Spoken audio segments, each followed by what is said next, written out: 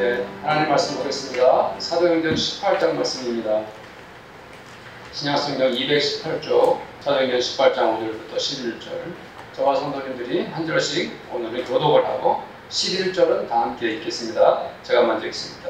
실라와 디모데가 마게도냐로부터 내려오매 바울이 하나님의 말씀에 붙잡혀 유대인들에게 예수는 그리스도라 밝히 증언하니 그들이 대하여 말하거늘 너희의 옷을 살면서 이르되 너희 귀가 너희 머리로 돌아갈 것이요 나는 깨끗하니라 이후에는 이방인에게로 하리라 하고 거기서 옮겨 하나님을 경외하는 기도 유스도라 하는 사람의 집에 들어가니 그 집은 회당 옆이라. 또 회당 들어간 그리스도와 모든 수반가가 주를 들으며 수많은 군과 사람도 듣고 세례를 받더라. 밤에 주께서 항상 가운데 바울에게 말씀하시되 두려워하지 말며 침묵하지 말고 말하라. 내가 너와 함께 있으면 어떤 사람도 너를 대적하여 해주려 하여 세웠으니 너희 성중에 내 백성이 많으리라 하시더라. 1년 6개월을 머물며 그들 가운데서 하나님의 말씀을 가르치니라. 아멘.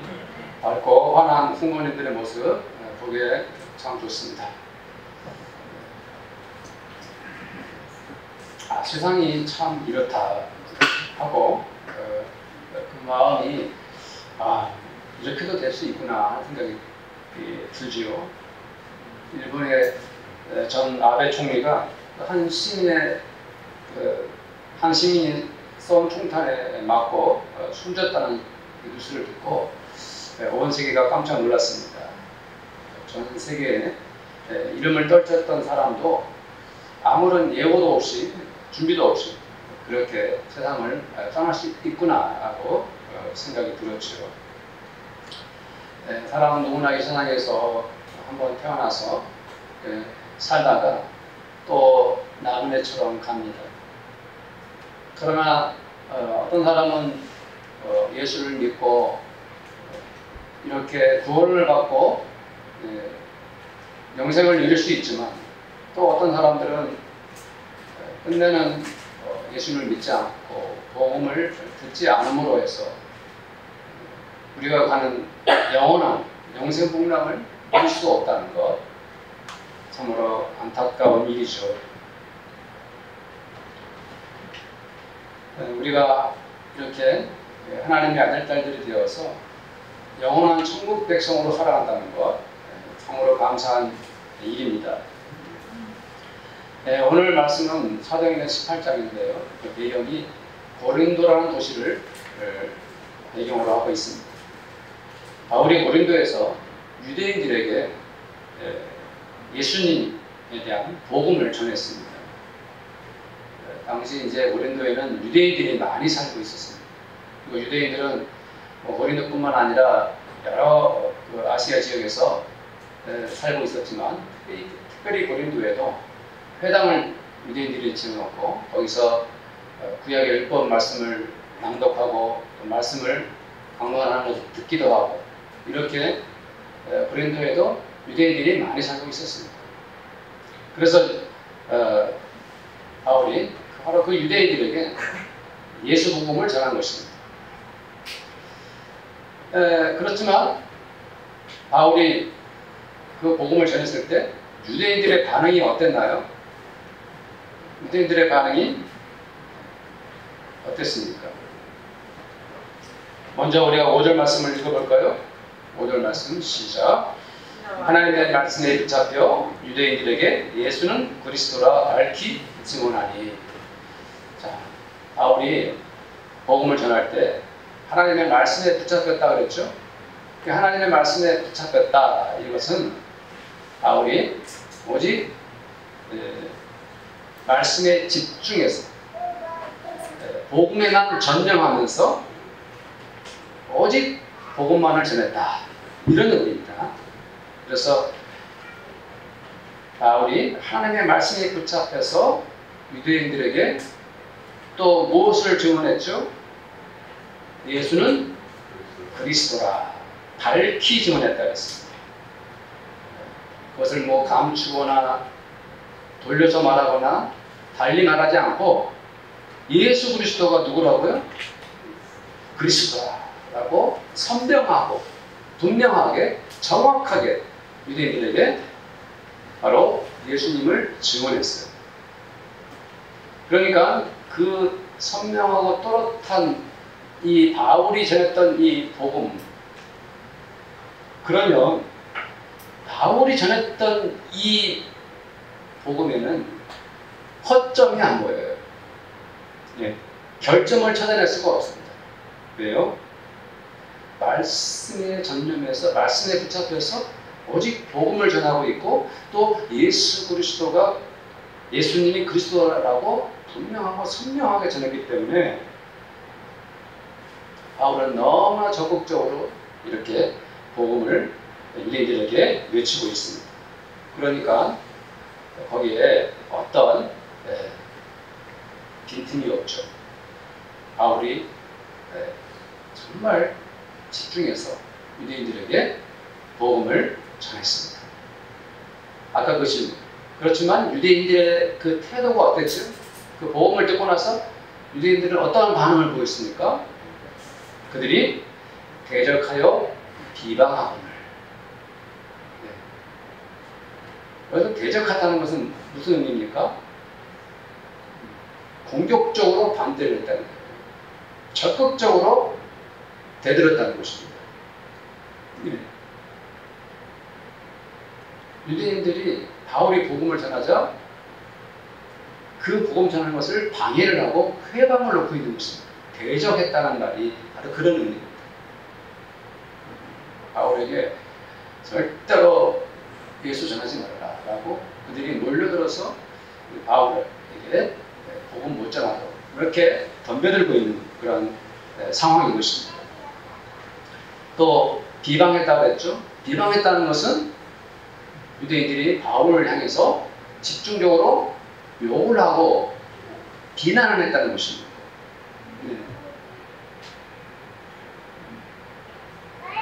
그러니까 어떻게 보면 쌍욕을 하고 이 새끼 저 새끼 하면서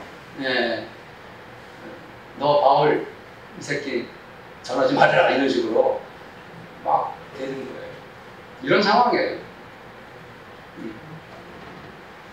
왜 유대인들이 이토록 바울이 예수 복음 전하는 것을 가지고 민감하게 대적을 하고 비난하고 욕을 했을까요?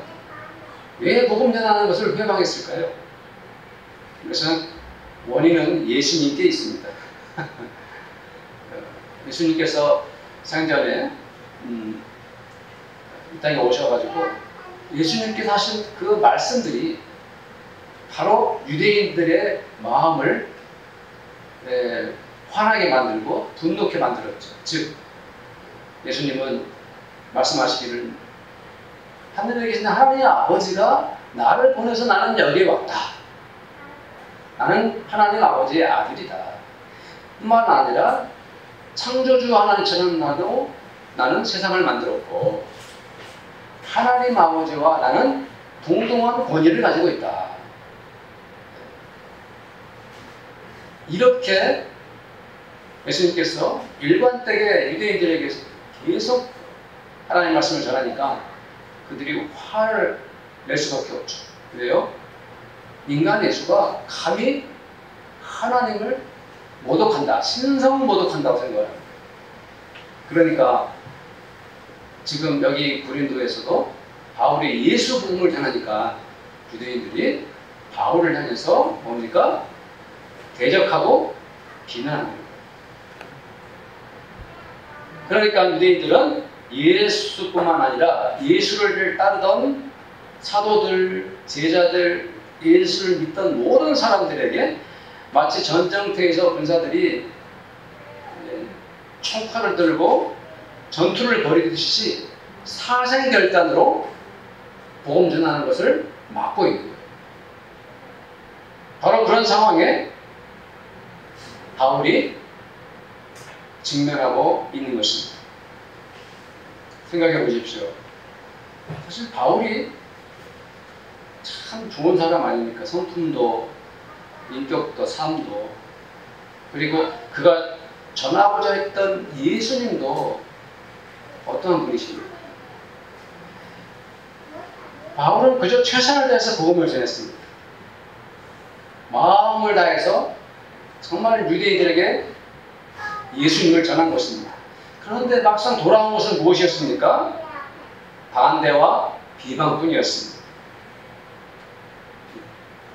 열심히 했는데 최선을 다해서 예수님을 전했는데 바울에게 돌아온 것은 반대와 비방과 적대감과 이런 것들 뿐이었죠. 그때 바울의 마음이 어땠을까요? 바울의 심정이 어땠을까 혹시 잠깐 생각해 볼까요? 오늘 9절 말씀을 다 함께 읽어봅시다. 9절 말씀 시작. 밤에 주께서 환상 가운데 바울에게 말씀하시되 두려워하지 말며 침묵하지 말고 말하라. 그것은 먼저 두려움이었습니다. 두려움이라는 어떤 마음입니까? 내가 최선을 다했지만 그것이 통하지 않을 때 앞으로도 내가 계속 복음을 전해야 되는데 아무리 복음을 전해도 그 다음에 아무런 일도 일어나지 않겠구나. 내가 열심히 정말 마음을 다해서 전해도 그 다음에 어떠한 일도 생기지 않겠구나 하는 마음이 생기면 내 마음에 무엇이 찾아옵니까? 두려움이 찾아오죠. 예. 그들이 유대인들이 바울을 박해하고 비방하고 욕해서가 아니라 바울이 원했던 것은 유대인들이 예수 복음을 듣고 그들이 주님을 영접하고 그 유대인들이 하나님의 백성 되는 것, 예수 그리스도의 아들, 딸 되는 것, 이것이 바울이 원했던 건데 아무리 정말 마음을 다해서 진심을 다해서 복음을 전해도 바울에게 찾아오는 것은 비방과 욕과 반대와 적대감 뿐이고 계속해서 그들이 아무런 반응도 보이지 않는다면 바울은 두려울 수밖에 없죠. 그래, 포기하자. 다른 사람들은 몰라도 이 유대인들은 아무리 복음을 전해도 씨알도 안 먹히는구나. 속된 말로. 안 되겠다. 이제 내려놓자. 더 이상 유대인들에게는 복음을 전하지 말자. 차라리 그거에 낫지 낫겠다. 하고 바울이 두려운 마음 속에서 뭐 하게 됩니까? 침묵하게 된 거죠. 입을 닫아버리는 것입니다. 이제 그만하자. 9절 말씀을 다시 보겠습니다. 9절 말씀을 다시 읽어보겠습니다. 밤에 주께서 환상 가운데 바울에게 말씀하시되 두려워하지 말며 침묵하지 말고 말하라. 이것은 주님께서 환상 가운데 바울에게 직접 나타나신 거예요. 1대1로 말씀하신 것이죠. 왜 이렇게 말씀하셨을까요? 왜 바울에게 이렇게 적극적으로 1대1로 이렇게 말씀하셨을까요? 저는 생각을 해보았습니다. 주님도 바울이 두려워하는 것을 걱정하신 것이죠. 염려하신 것입니다. 바울이 무서워하면서 마침내 입을 닫고 침묵한다면 안 되는 일이죠. 그래서 주님은 환상 중에 바울에게 직접 말씀하셔 주셨습니다. 두려워하지 말아라. 침묵하지 마라. 말하라. 성도님들, 바울에게 있어서 이 두려움과 침묵은 가장 치명적인 것입니다. 바울은 그토록 열심히 열정적으로 복음을 전했던 사람 아닙니까?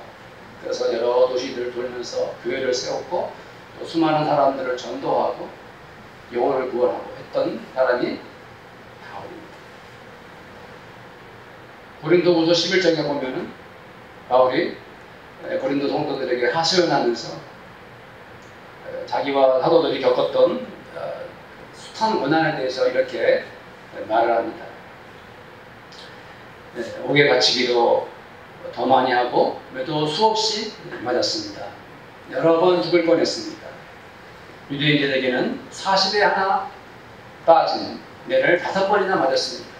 39대씩 5번 맞은 거죠. 3번 태장으로 맞았습니다. 1번은 돌로 맞았고 3번은 파손하였습니다. 강의 위험과 강도의 위험과 동족의 위험과 이방인의 위험과 신의 위험과 광야의 위험과 바다의 위험이 있었습니다. 그러면서 줄이고 목마르고 여러 번 굶고 춥고 헐벗었습니다. 라고 자기가 겪었던 그리고 자기와 함께 고난을 당했던 그 여러 동역자들의 지난 이야기를 이렇게 하고 있습니다. 왜 이런 고난을 자초했습니까? 바울과 사도들과 또 주님의 제자들이 복음을 전한 이유였습니다. 예수 증거하기 위해서 이런 고난을 겪은 겁니다. 그런데 바울이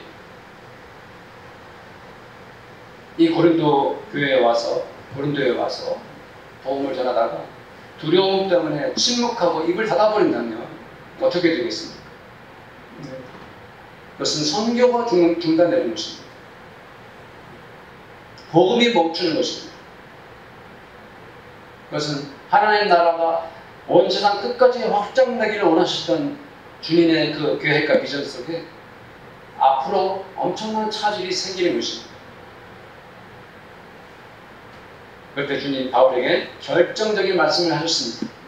그 말씀이 무엇이죠? 결정적인 말씀, 이 성중에 내 백성이 많으니라. 이 말씀이 왜 결정적입니까? 이 성중에 내 백성이 많으니라. 바울이 두려워하지 않고 침묵을 깨고 다시 복음을 전해야 하는 이유가 바로 주님께서 하신 이 말씀 때문인 것입니다. 네, 그렇죠.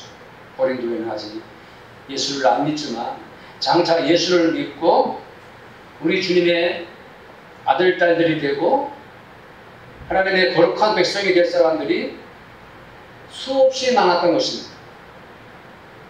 고린도라는 도시에서 바울이 복음을 전하면 그 말씀을 듣고 우리 주 예수를 영접할 사람들이, 즉 하나님의 백성들이 많았던 것입니다.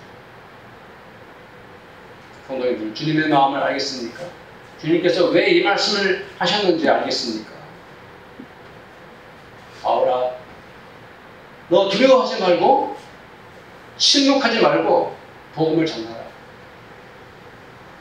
이 도시에 나를 믿게 될 사람들이 너무 많다. 생각해 보십시오. 구원받을 백성들이 아무리 많다 할지라도 바울이 거기서 두려워서 침묵해 버린다면 어떤 일이 일어나겠습니까? 예수를 믿고 주님을 영접해야 될 사람들도 복음을 듣지 못하면 결국 예수님을 영접하지 못하게 될 것입니다. 당연하죠. 성도님들, 바로 바울이 겪은 이 상황과 오늘날 지금 이 시대를 살고 있는 우리들이 만나고 있는 현실을 비교해 보십시오. 우리 대한민국이라는 이 땅이 복음을 전하기에 너무나 어려운 곳이 아닙니까?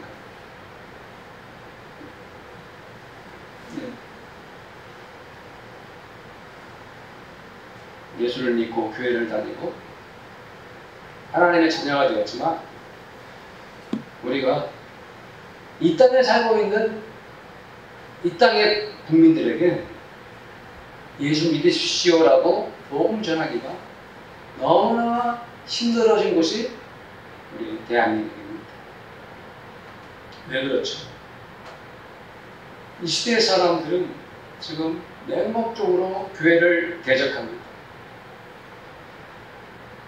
그들은 그리스도인들을 향해서 근거 없는 비난과 비방을 멈추지 않습니다.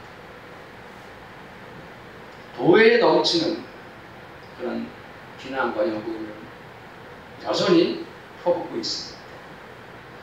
얼마 전 여의도 순복음교회에서 교회에서 북한에다가 병원을 하나 설립한다는 것을 발표를 했습니다.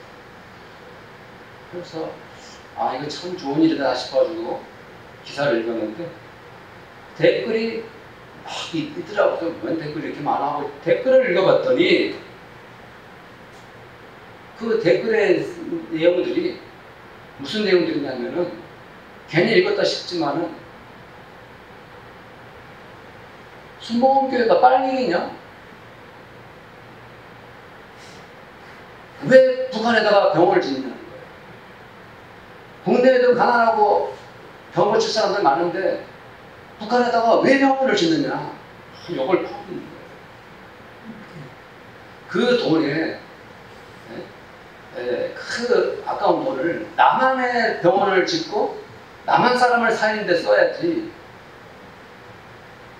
왜 거기 있는 북한 사람들에게 돈을 쓰느냐 이렇게 비난을 쏟아내는 것을 제가 경험을 했습니다. 교회가 아무리 선언을 해도 무조건 욕부터 합니다. 이 사회가 하지 못하는 일들을 교회가 약자들을 위해서 아무도 모르게 봉사를 하고 그렇게 그런 일들이 있어도 그들은 없는 말도 지어내서 비난을 퍼붓습니다. 우리가 예수님을 믿고 교회를 다니며 신앙생활을 하지만 이런 사회적 상황이 복음을 전하기에 현실이 너무 어렵습니다. 그리고 심지어 그것은 우리에게 두려움을 가져다 줍니다. 과연 우리가 누구에게 그 어떤 사람에게 복음을 전했다가 내가 화를 입지 않을까? 내가 비난을 당하지 않을까? 내가 부끄러운 일을 당하지 않을까?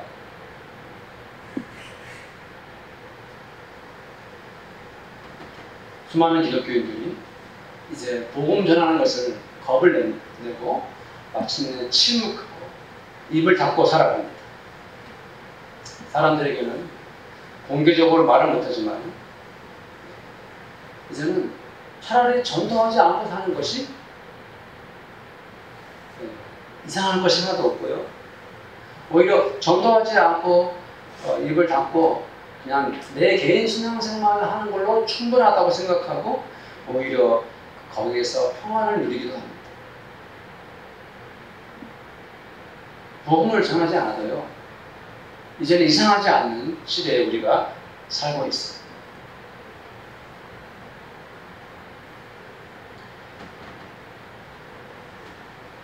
코로나가 절정에 달했을 때 아시다시피 우리는 성전에서 예배도 못 드렸습니다. 그런데 어떻게 전도를 하겠습니까? 그래서 2년 6개월 동안 우리 교회도 전도를 멈추었죠. 그리고 지난 6월부터 전도를 다시 시작했습니다. 저는 생각을 해봤습니다. 코로나가 딱 닥치니까 처음에는 많은 그리스도인들이 예배에 대해서 갈급하고 성전에서 예배를 드려야 된다라고 심지어 이렇게 갈등 관계도 맺기도 하고 여러 가지 많은 일이 있었는데 시간이 지나니까 일부 기독교인들이 이제는 그냥 온라인으로 예배 드려도 된다는 그런 몸에 밴 습관 때문에 이제는 교회를 나오지 않는 일들이 많이 생기고 있다고 합니다. 우리 교회는 조금 예외적인 교회 중에 하나예요. 거의 80% 90% 다 교회에 예배 드리고 있기 때문에 이런 얘기를 한다는 목사님들이 야 어떻게 그런 일이 있어요? 이렇게 의아해할 정도로 현상이 일어났습니다.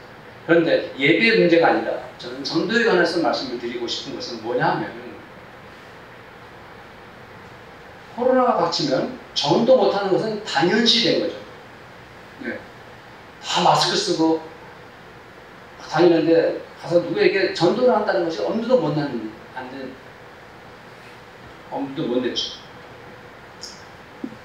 근데 생각해 보니까 우리 한국 교회가 코로나 이전 때부터 이 시대적 상황 속에서, 사회적 상황 속에서 전도하는 것을 꺼리고 전도하는 것을 겁내고 복음 전하는 것을 하는 기독교인들이 아예 포기하고 살았어요.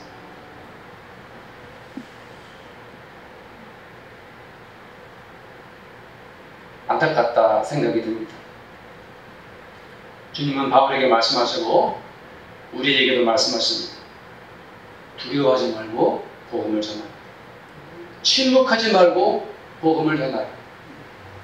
이 도시 내 백성이 많도다. 사랑하는 성도님들, 두려움은 우리가 극복해야 합니다.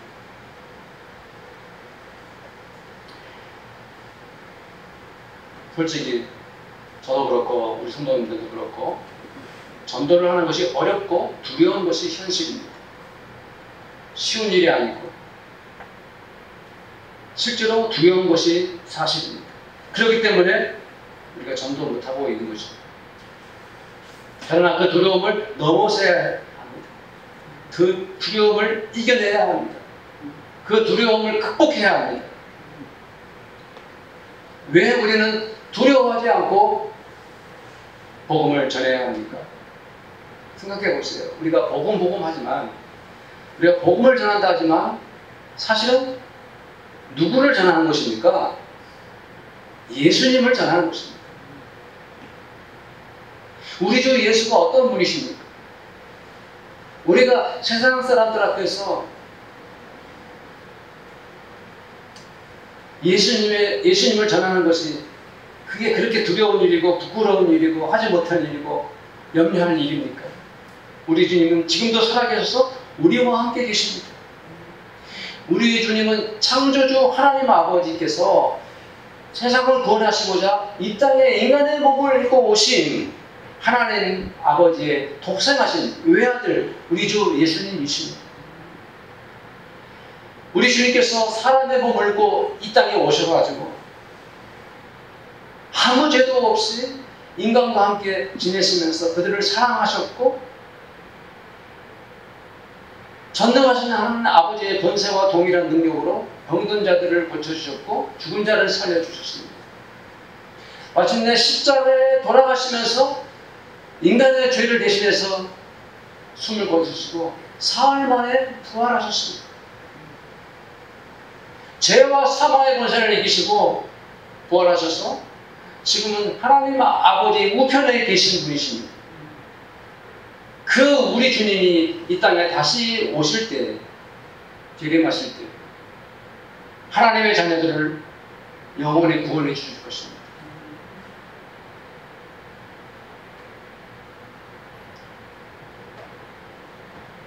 데살로니가전서 4장 말씀에 우리가 예수께서 죽으셨다가 다시 살아나심을 믿을진대 이와 같이 예수 안에서 자는 자들도 하나님이 그와 함께 데리고 오시리라. 주께서 호령과 천사장의 소리와 함께 나팔소리로 친히 하늘로부터 강림하시리니 그리스도 안에서 죽은 자들이 먼저 일어나고 그 후에 우리 살아남은 자들도 그와 함께 부른 성으로 끌어올려 공중에서 주를 영접하게 하시리니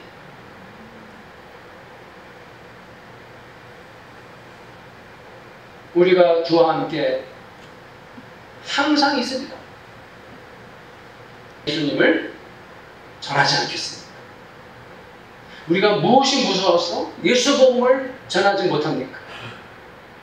오히려 우리가 우리 주 예수 그리스도를 전하는 일이 얼마나 자랑스럽고 대단한 일입니까?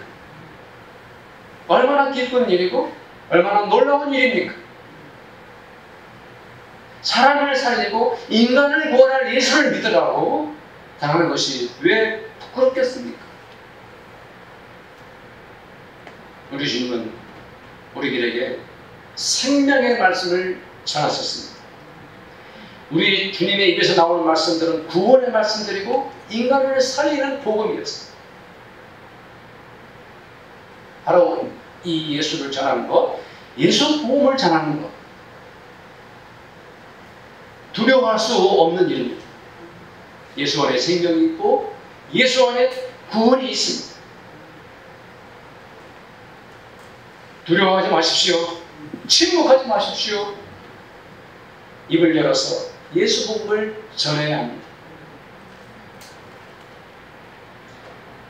7절과 8절 말씀을 함께 읽겠습니다. 7절, 8절 시작.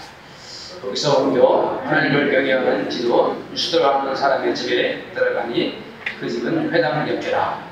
또 회당장은 그리스도가 온 지방과 더불어 주를 읽으며 수많은 고린도 사람을 듣고 믿어 세례를 받더라. 이 말씀 보면서 많은 위로를 받고 격려를 받고 용기를 낼 수가 있습니다. 우리는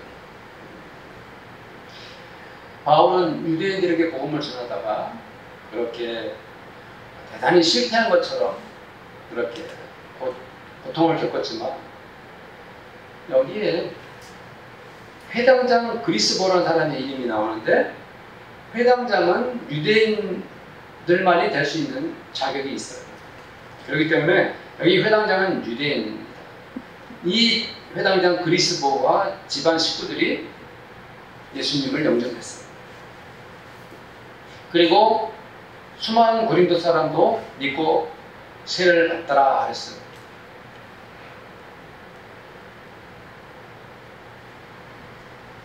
어떻습니까? 바울은 비록 어떤 유대인들에게 복음을 전하는 데 실패했지만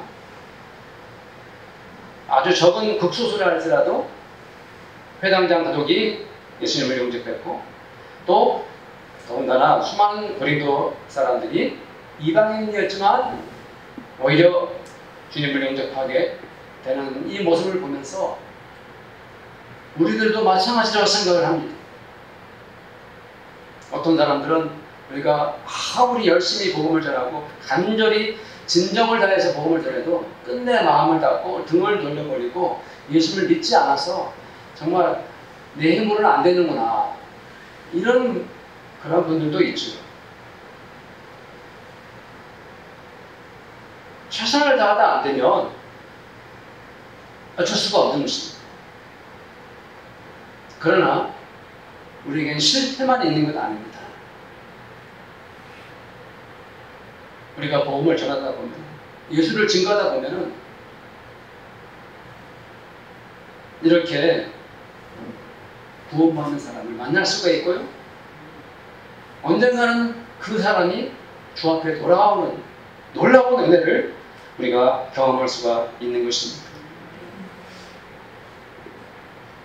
저는 요즘에 교회에 와서 새벽 예배를 마치고 거의 하루 종일 교회에 있으면서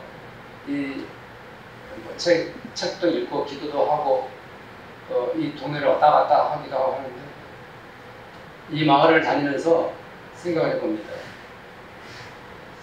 저쪽 뚝섬 유원지 옆쪽으로는 큰 아파트들이 질비하게 서 있고요. 또 우리 교회를 중심으로 이 오른쪽으로는 20년, 30년 된 오래된 빌라에 사는 분들이 살고 계십니다. 그리고 여전히 그 반지하에 사시는 분들도 많습니다. 주민들이 우리 교회를 중심으로 이 골목으로 도저히 왔다 갔다 합니다. 네.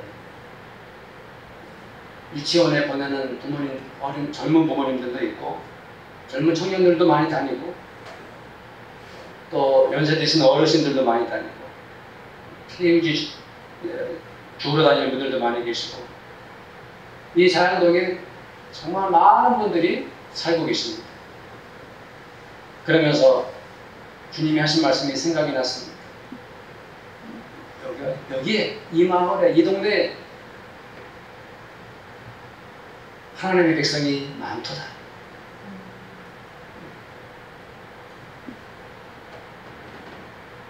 그렇습니다.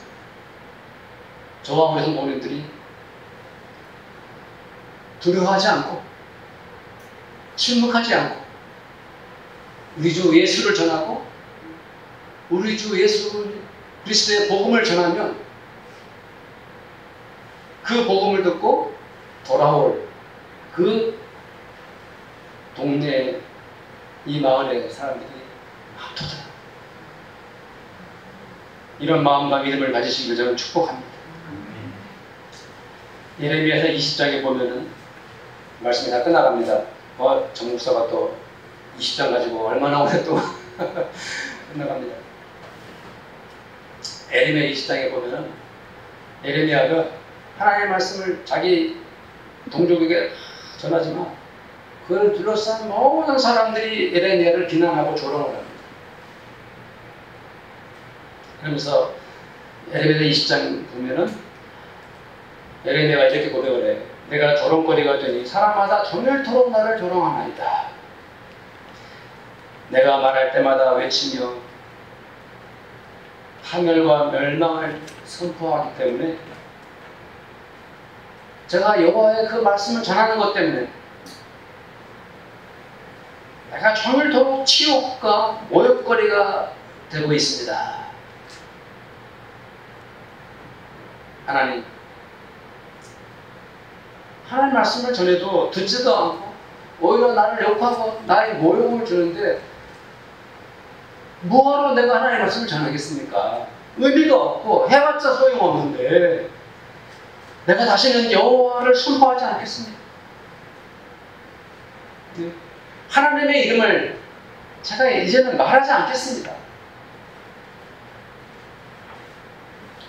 하고 결심을 하니 하나님, 나의 마음이 불붙는 것 같아서 골수에 사무치니 답답하여 견딜 수 없나이다.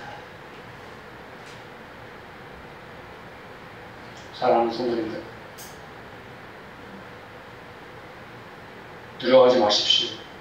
침묵하지 마십시오. 자랑스럽고 사랑스럽고 감사하고 영광스러운 우리 주님을 이 세상 사람들에게 전할 수 있는 성도님들이 되시길 축복합니다. 우리 그 기도 제목을 가지고 기도합시다. 침묵하지 않고 예수 그리스도를 전하겠습니다라고 우리 합심해서 한번 기도하겠습니다. 하나님 아버지 감사합니다. 오늘 말씀 속에 아버지 하나님 영어로 이 시대적 상황을 우리가 봅니다. 나의 현실을 경험합니다. 예수 전하는 것이 어렵고 예수 복음 전하는 것이 두려운 시대에 살아가고 있습니다. 아무리 해도 되지 않고 아무리 전해도 정말 열매가 없을 것 같고 아무런 반응도 없을 것 같은 이 어둡고 답답하고 삭막한 시대에서 그래도 우리는 두려워하지 않고 예수님을 전하기를 원합니다. 침묵하지 않고 예수 복음을 전하기를 원합니다. 이 세상이 온몸으로 우리 주 예수 그리스도를 거절한다 할지라도 그 중에는 하나님의 백성이 남아있는 것입니다. 그 중에는 구원받아야 하는 하나님의 자녀가 되어야 하는 예수 복음을 듣고 주님 앞에 돌아와야 할 사람들이 많이 남아있습니다. 주여 침묵하지 않고 두려워하지 않고 예수 복음을 전하는 저희들이 되게 하여 주시옵소서. 우리 주 예수님의 이름으로 기도드립니다.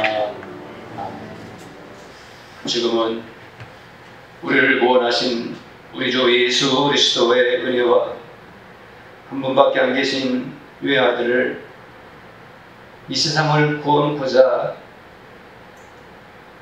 홀로 보내어 주신 하나님 아버지의 사랑하심과 우리에게 담대하게 전도할 수 있는 용기와 결단을 허락하시는 성령님의 교제하심, 이 자리에 함께한 우리 모든 성도들과 우리 성도들의 가정마다 그들의 일터와 그리고 우리 교회에 지금부터 영원토록 함께 있을지어다. 아멘. 아멘.